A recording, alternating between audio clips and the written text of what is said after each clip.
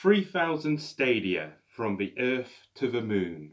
Marvel not, my comrade, if I appear talking to you on superterrestrial and aerial topics. The long and the short of the matter is that I am running over the order of a journey I have lately made. Lucian's Icario Menippeus. The First Men in the Moon by H.G. Wells. Chapter 1. Mr. Bedford meets Mr. Cavorite at Lymm. As I sit down to write here amid the shadows of vine leaves under the blue sky of southern Italy, it comes to me with a certain quality of astonishment that my participation in these amazing adventures of Mr. Cavorite was, after all, the outcome of the purest accident. It might have been anyone. I fell into these things at a time when I thought myself removed from the slightest possibility of disturbing experiences. I had gone to Lymm because I had imagined it the most uneventful place in the world. Here, at any rate, said I shall find peace and a chance to work. And this book is the sequel. So utterly at variance is destiny with all the little plans of men.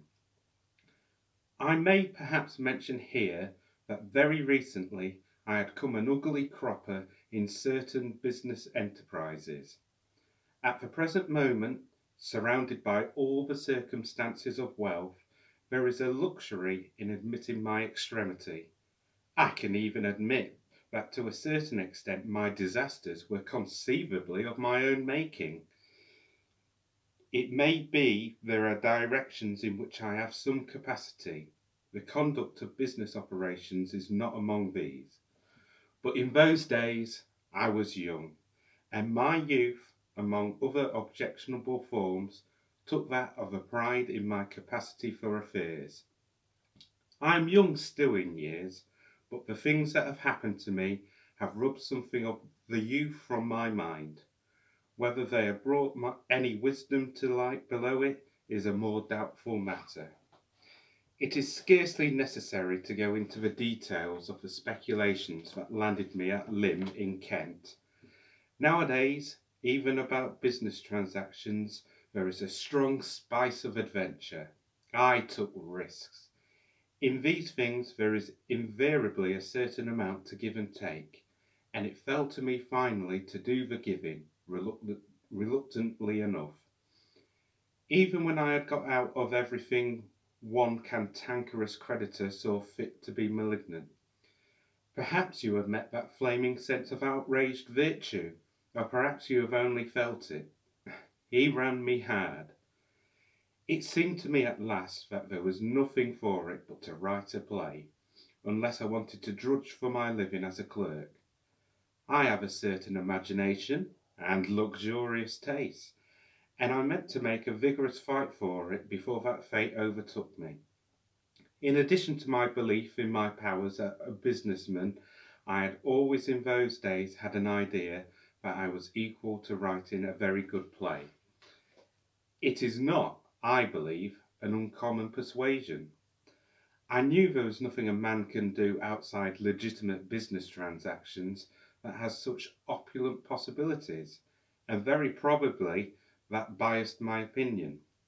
I had indeed got into the habit of regarding this unwritten drama as a convenient little reserve put by for a rainy day.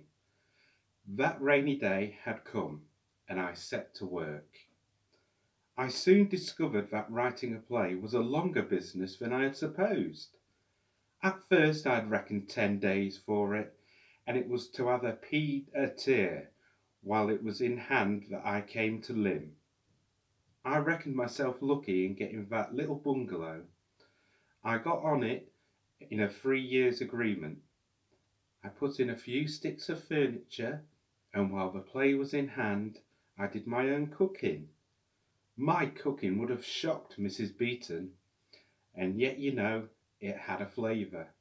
I had a coffee pot, a saucepan for eggs and one for potatoes, and a frying pan for sausages and bacon.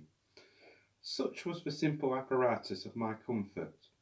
One can't always be magnificent, but simplicity is always a possible alternative.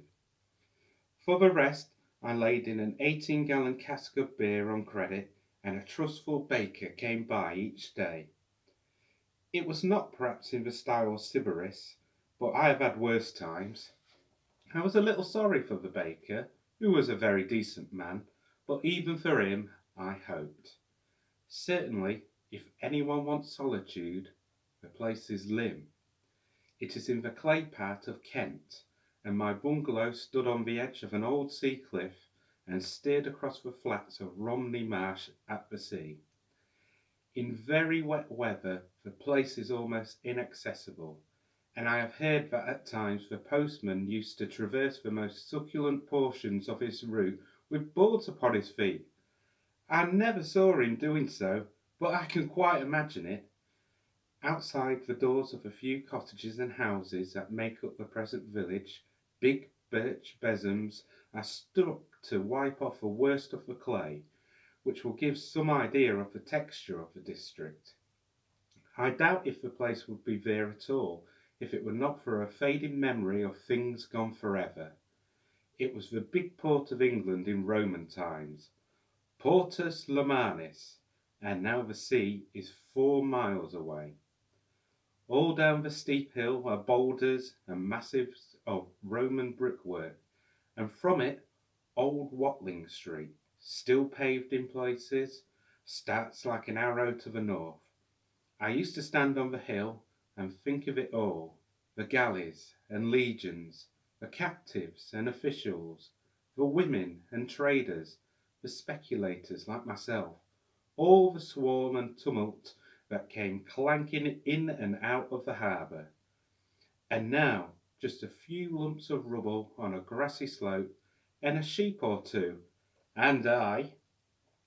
And where the port had been were the levels of the marsh, sweeping round in a broad curve to distant Dungeness, and dotted here and there were tree clumps and the church towers of old mediaeval towns that are following Lomanis now towards extinction. That outlook on the marsh was indeed one of the finest views I have ever seen. I suppose Dungeness was 15 miles away.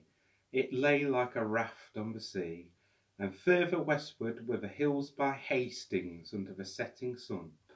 Sometimes they hung close and clear, sometimes they were faded and low, and often the drift of the weather took them clean out of sight, and all the nearer parts of the marsh were laced and lit by ditches and canals. The window at which I worked looked over the skyline of this crest, and it was from this window that I first set eyes on Cavour.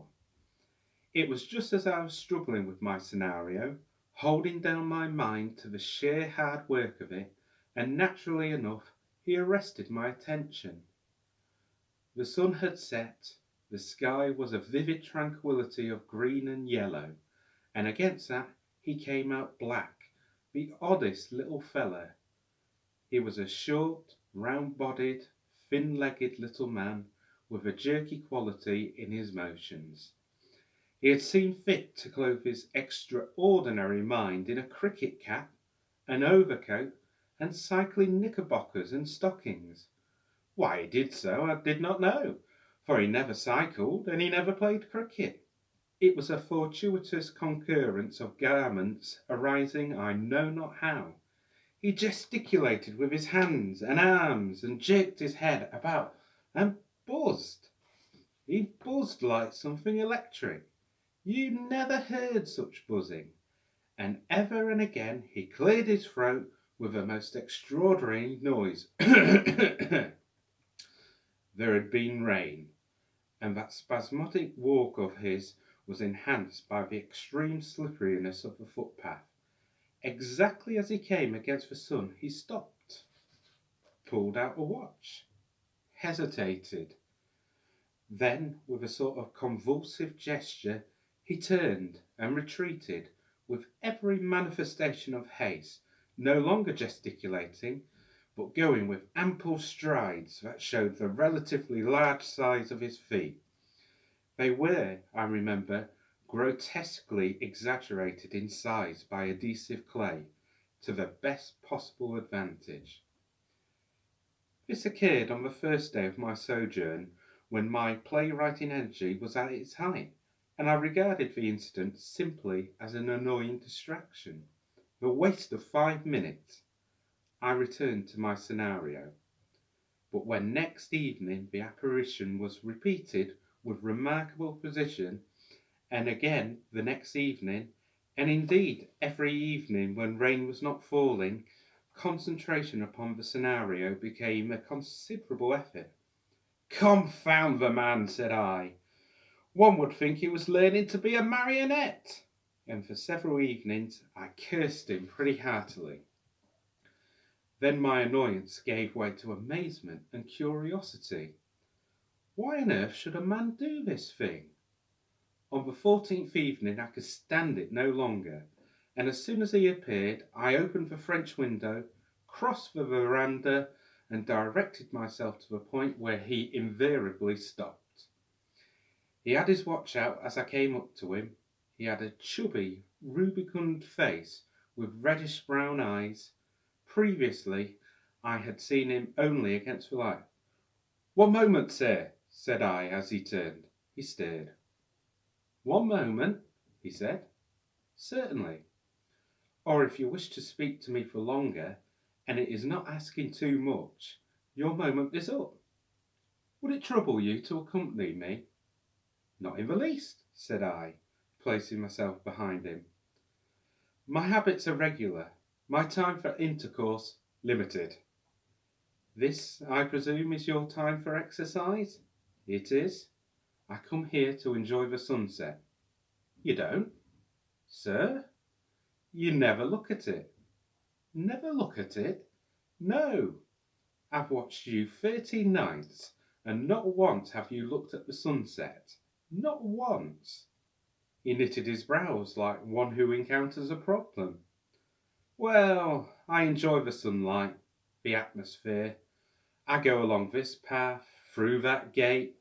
He jerked his head over his shoulder, "and round." "You don't? You never have been? It's all nonsense. There isn't a way. Tonight, for instance." "Oh, tonight. Let me see. I just glanced at my watch, saw that I had already been out just 3 minutes over the precise half hour, decided there was not time to go round, turned. You always do." He looked at me, reflected. "Perhaps I do. Now I come to think of it. But what was it you wanted to speak to me about?" "Why, this." "This?" "Yes. Why do you do it? Every night you come making a noise.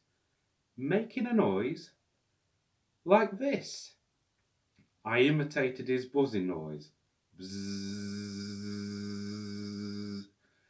He looked at me, and it was evident the buzzing awakened distaste. "Do I do that?" he asked. "Every blessed evening. I had no idea." He stopped. He regarded me gravely. "Can it be," he said, "that I have formed a habit?" "Well, it looks like it, doesn't it?" He pulled down his lower lip between finger and thumb. He regarded a puddle at his feet. "My mind is such occupied," he said. "And do you want to know why? Well, sir, I can assure you that not only do I not know why I do these things, but I did not even know I did them. Come to think of it, it is just as you say.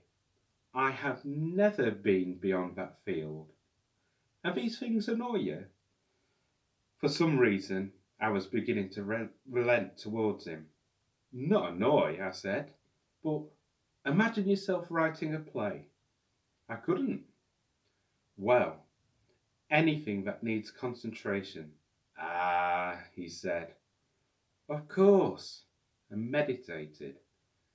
His expression became so eloquent of distress that I relented still more. After all, there is a touch of aggression in demanding of a man you don't know why he hums on a public footpath. You see, he said weakly, it's a habit. Oh, I recognise that. I must stop it, but not if it puts you out. After all, I had no business. It's something of a liberty. Not at all, sir, he said. Not at all. I am greatly indebted to you. I should guard myself against these things. In future, I will. Could I trouble you, once again? That noise. Something like this, I said. Zazoo! Zazoo! But really, you know, I am greatly obliged to you. In fact, I know I am getting absurdly absent-minded. You are quite justified, sir, perfectly justified. Indeed, I am indebted to you. The thing shall end. And now, sir, I have already brought you further than I should have done. I do hope my impertinence... Not at all, sir, not at all. We regarded each other for a moment. I raised my hat and wished him a good evening. He responded convulsively, and so we went our ways. At the stile, I looked back at his receding figure.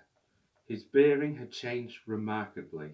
He seemed limp, shrunken. The contrast with his former gesticulating, zazooing self took me in some absurd way as pathetic. I watched him out of sight. Then, wishing very heartily I had kept to my own business, I returned to my bungalow and my play. The next evening I saw nothing of him, nor the next, but he was very much in my mind, and it had occurred to me that as a sentimental comic character he might serve a useful purpose in the development of my plot. The third day he called upon me. For a time I was puzzled to think what brought him. He made indifferent conversation in the most formal way. Then abruptly he came to business. He wanted to buy me out of my bungalow. You see, he said, I don't blame you in the least, but you've destroyed a habit and it disorganised my day. I've walked past here for years. No doubt I've hummed. You've made all that impossible. I suggested he might try some other direction. No, there is no other direction. This is the only one. I've inquired, and now every afternoon at 4 I come to a dead wall. But, my dear sir, if the thing is so important to you, it's vital. You see, I'm an investigator. I'm engaged in a scientific research. I live... He paused and seemed to think. Just over there, he said, and pointed suddenly dangerously near my eye. The house with white chimneys, you see, just over the trees. And my circumstances are abnormal. Abnormal. I am on the point of completing one of the most important demonstrations. I can assure you, one of the most important of all the demonstrations that have ever been made. It requires constant thought, constant mental ease and activity. And the afternoon was my brightest time, effervescing with new ideas, new points of view. But why not come by still? It would be all different. I should be self-conscious. I should think of you at your play, watching me, irritated, instead of thinking of my work. No, I must have the bungalow. I meditated. Naturally, I wanted to think the matter over thoroughly before anything divisive was said. I was generally ready enough for business in those days, and selling anyway attracted me. But in the first place, it was not my bungalow, and even if I sold it to him at a good price, I might get inconvenienced in the delivery if the current owner got wind of the transaction. and in the second I was, well, undischarged. It was clearly a business that required delicate handling. Moreover, the possibility of his being in pursuit of some valuable invention also interested me. It occurred to me that I'd like to know more of this research, not with any dishonest intention, but simply with an idea to know what it was. It would be a relief from playwriting. I threw out feelers. He was quite willing to supply information. Indeed, once he was fairly underway, the conversation became a monologue.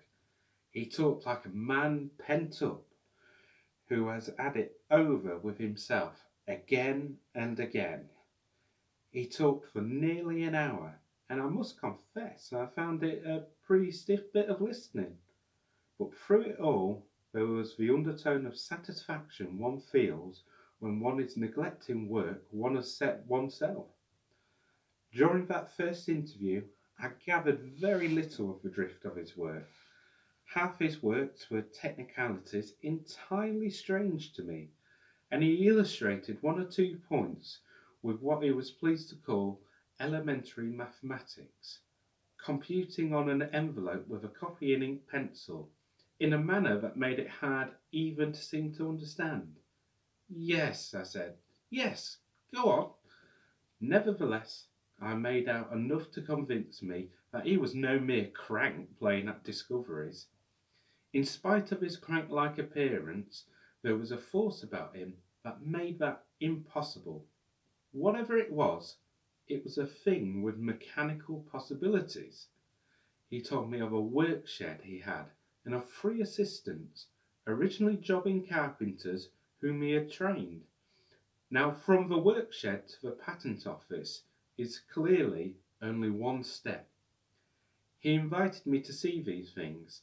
I accepted readily and took care by a remark or so to underline that the proposed transfer of the bungalow remained very conveniently in suspense.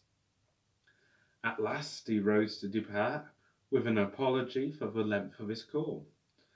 Talking over his work was, he said, a pleasure enjoyed only too rarely. It was not often he found such an intelligent listener as myself. He mingled very little with professional scientific men. So much pettiness, he explained, so much intrigue. And really, when one has an idea, a novel, fertilizing idea, I don't wish to be uncharitable, but I am a man who believes in impulses. I made what was perhaps a rash proposition, but you must remember that I had been alone, playwriting in Lim for 14 days, and my compunction for his ruined walk still hung about me. Why not, said I, make this your new habit, in the place of the one I spoil, at least until we can settle about the bungalow. What you want is to turn over your work in your mind. That you have always done during your afternoon walk. Unfortunately, that's over. You can't get things back as they were. But why not come and talk to me about your work? Use me as a sort of wall against which you may throw your thoughts and catch them again. It's certain I don't know enough to steal your ideas myself, and I know no scientific men. I stopped. He was considering. Evidently the thing attracted him. But I'm afraid I should bore you, he said. You think I'm too dull? Oh no, but technicalities. Anyhow, you've interested me immensely this afternoon. Of course, it would be a great help to me. Nothing clears up one's ideas so much as explaining them. Hitherto, my dear sir, say no more. But really, can you spare the time? There is no rest like change of occupation, I said with profound conviction. The affair was over. On my veranda steps he turned. I am already greatly indebted to you, he said. I made an interrogative noise.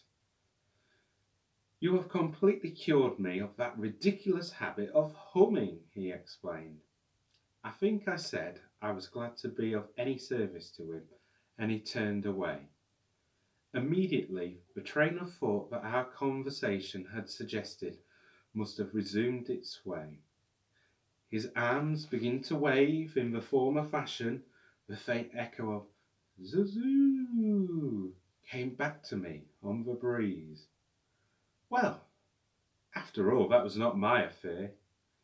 He came the next day, and again the next day after that, and delivered 2 lectures on physics to our mutual satisfaction. He talked with an air of being extremely lucid about the ether, and tubes of force, and gravitational potential, and such things, and I sat in my other folding chair and said, "Yes, go on, I'll follow you," to keep him going. It was tremendously difficult stuff, but I do not think he ever suspected how much I did not understand him. There were moments when I doubted whether I was well employed, but at any rate I was resting from that confounded play. Now and then things gleamed on me clearly for a space, only to vanish just when I thought I had hold of them. Sometimes my attention failed altogether, and I would give it up and sit and stare at him, wondering whether after all it would not be better to use him as a central figure in a good farce and let all this other stuff slide. And then perhaps I would comprehend him again for a bit. At the earliest opportunity I went to see his house. It was large and carelessly furnished. There were no servants other than his 3 assistants, and his dietary and private life were characterized by a philosophical simplicity. He was a water drinker, a vegetarian, and all those logical disciplinary things. But the sight of his equipment settled many doubts. It looked like business from cellar to attic, an amazing little place to find in an out-of-the-way village. The ground floor rooms contained benches and apparatus. The bakehouse and scullery boiler had developed into respectable furnaces. Dynamos occupied the cellar, and there was a gasometer in the garden. He showed it to me with all the confiding zest of a man who has been living too much alone. His seclusion was overflowing now in an excess of confidence, and I had the good luck to be the recipient. The 3 assistants were creditable specimens of a class of handymen from which they came, conscientious if unintelligent, strong, civil, and willing. One, Spargus, who did the cooking and all the metalwork, had been a sailor. A second, Gibbs, was a joiner, and the third was an ex-jobbing gardener and now general assistant. They were the merest labourers. All the intelligent work was done by Cavorite. Theirs was the darkest ignorance compared even with my muddled impression. And now, as to the nature of these inquiries, here unhappily comes a grave difficulty. I am no scientific expert, and if I were to attempt to set forth in the highly scientific language of Mr. Cavorite the aim to which his experiments tended, I am afraid I should confuse not only the reader, but myself. And almost certainly I should make some blunder that would bring upon me the mockery of every up-to-date student of mathematical physics in the country. The best thing I can do, therefore, is, I think, to give my impressions in my own inexact language without any attempt to wear a garment of knowledge to which I have no claim. The object of Mr. Cavorite's search was a substance that should be opaque. He used some other word I've forgotten, but opaque conveys the idea to all forms of radiant energy. Radiant energy, he made me understand, was anything like was anything like light or heat, or those rotogen rays that was so much talk about a year or so ago, of the electric waves of Marconi or gravitation. All these things, he said, radiate from centres and act on bodies at distance, whence comes the term radiant energy. Now, almost all substances are opaque to some form or other of radiant energy. Glass, for example, is transparent to light, but much less so to heat, so that it is useful as a fire screen, and alum is transparent to light, but blocks heat completely. A solution of iodine in carbon bisulfide, on the other hand, completely blocks light, but is quite transparent to heat. It will hide a fire from you, but permit all its warmth to reach you. Metals are not only opaque to light and heat, but also to electrical energy, which passes through both iodine solution and glass, almost as though they were not interposed, and so on. Now, all known substances are transparent to gravitation. You can use screens of various sorts to cut off the light or heat or electrical influence of the sun or the warmth of the earth from anything. You can screen things by sheets of metals from Marconi's rays, but nothing will cut off the gravitational attraction of the sun or the gravitational attraction of the earth. Yet why there should be nothing is hard to say. Cavorite did not see why such a substance should not exist, and certainly I could not tell him. I had never thought of such a possibility before.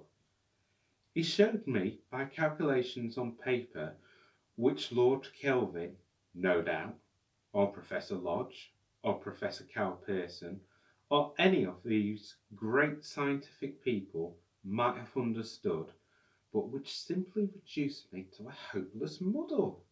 That not only was such a substance possible, that it must satisfy certain conditions. It was an amazing piece of reasoning. Much as it amazed and exercised me at the same time, it would be impossible to reproduce it here. Yes, I said to it all, yes, go on. Suffice it for this story that he believed he might be able to manufacture this possible substance opaque to gravitation out of a complicated alloy of metals and something new. A new element, I fancy, called, I believe, helium, which was sent to him from London in sealed stone jars. Doubt has been thrown upon this detail, but I am almost certain it was helium he had sent in sealed stone jars. It was certainly something very gaseous and thin. If only I had taken notes. But then, how was I to foresee the necessity of taking notes? Anyone with the merest germ of imagination will understand the extraordinary possibilities of such a substance, and will sympathise a little with the emotion I felt as this understanding emerged from the haze of abstruse phrases in which Cavour expressed himself. Comic relief in a play indeed. It was some time before I would believe that I had interpreted him aright, and I was very careful not to ask questions that would have enabled him to gauge the profundity of misunderstanding into which he dropped his daily exposition. But no one reading the story of it here will sympathise fully, because from my barren narrative it will be impossible to gather the strength of my conviction that this astonishing substance was positively going to be made. I do not recall that I gave my play an hour's work at any one time after my visit to his house. My imagination had other things to do.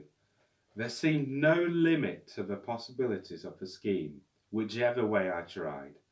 I came on miracles and revolutions. For example, if one wanted to lift a weight, however enormous, one had only to get a sheet of this substance beneath it, and one might lift it with a straw. My first natural impulse was to apply this principle to guns and ironclads and all the materials and methods of war, and from that to shipping, locomotion, building, every conceivable form of human industry.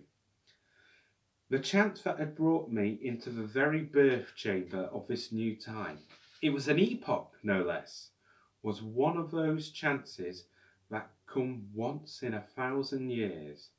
The thing unrolled, it expanded and expanded.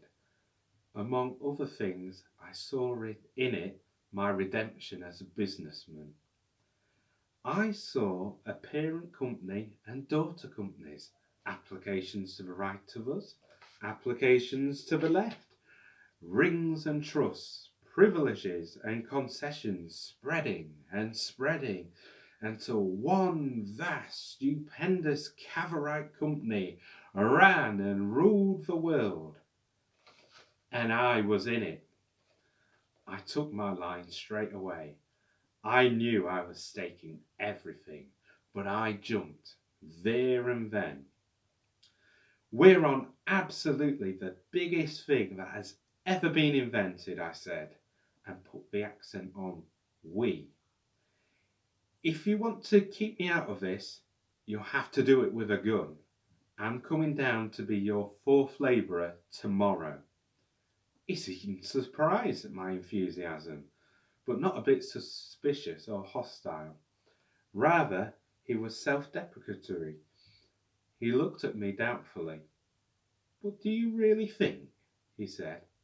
"And your play? How about your play?" "It's vanished!" I cried. "My dear sir, don't you see what you've got? Don't you see what you're going to do?" That was merely a rhetorical turn, but positively he didn't.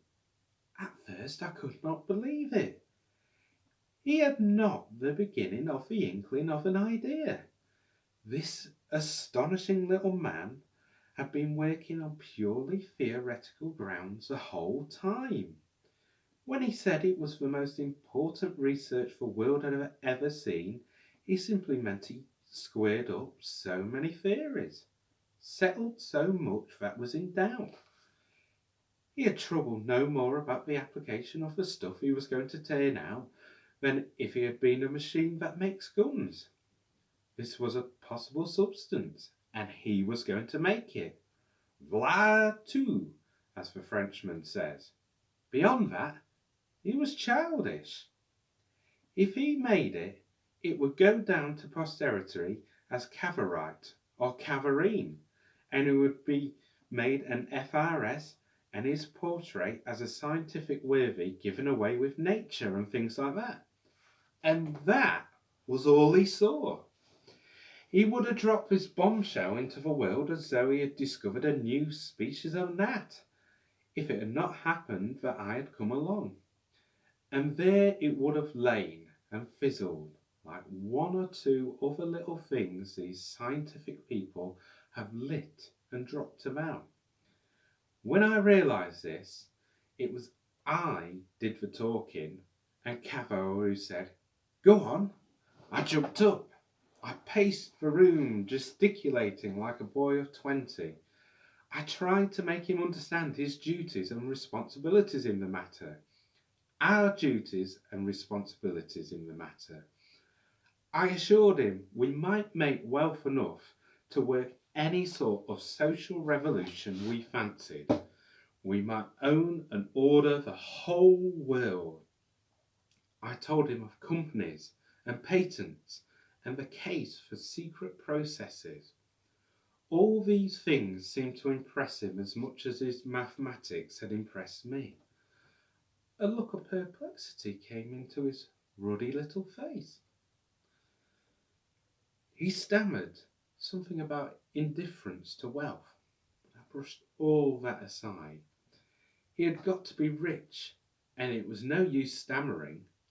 I gave him to understand the sort of man I was, and that I had very considerable business experience.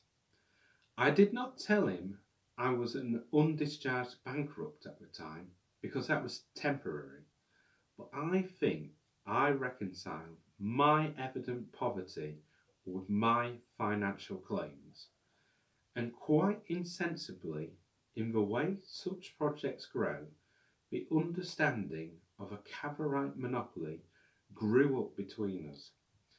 He was to make the stuff, and I was to make the boom. I stuck like a leech to the we, you, and I didn't exist for me. His idea was that the profits I spoke of might go to endow research, but that, of course, was a matter we had to settle later. "That's all right," I shouted, "that's all right." The great point, as I insisted, was to get the thing done. "Here is a substance," I cried. "No home, no factory, no fortress, no ship can dare to be without, more universally applicable even than a patent medicine. There isn't a solitary aspect of it, not one of its 10,000 possible uses, that will not make us rich, Cavour, beyond the dreams of avarice." "No," he said, "I begin to see. It's extraordinary how one gets new points of view by talking over things. And as it happens, you have just talked to the right man. I suppose no one," he said, "is absolutely averse to enormous wealth. Of course, there is still one thing." He paused. I stood still. "It is just possible, you know, that we may not be able to make it after all. It may be one of those things that are a theoretical possibility, but a practical absurdity. Or when we make it, there may be some little hitch." "We'll tackle the hitch when it comes," said I. Thank you so much for making it through the first chapter of The First Men in the Moon. To be notified of when the next chapter is available, please subscribe and click the notification button. And if you liked this video, then please leave a like. Thank you very much.